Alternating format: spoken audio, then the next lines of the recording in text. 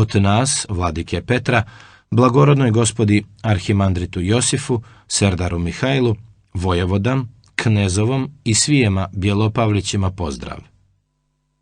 Dajemo vi na znanje kako je došao predamnom Stojan i Miloš Radulov Pavićevići, koji kažuju kako su im navalili sokodržice silom, da je Stojan naredio i rekao Radovanu Pajovu da dočeka Marka Pavićeva, da ga ubiju i uzmu sve što je ćera i nosio pri sebe.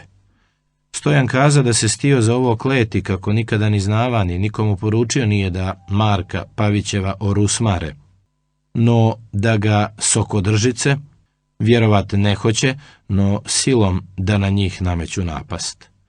Svi ćete glavari moći bolje poznat kakvi su ovi dva brata, ali kakvi su gođ po sudu i po pravici kletva je njihova.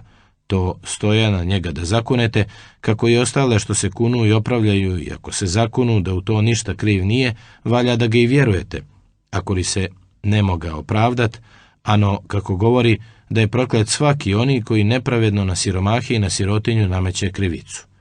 Aš ćaše Stojan da se kune i na moj krst, kako ništa ne zna za ovo, što mu soci govore i sokodržice, no ga ja puštio nijesam da se kune, jer nije ovdje na nikoga i kog za ovo traži, to neka se tamo opravi, ako mora, jer je njegova kletva. Vpročem, ostajem vaš dobroželatelj, Cetinje, 6. marta 1823. goda, Vladika Petar.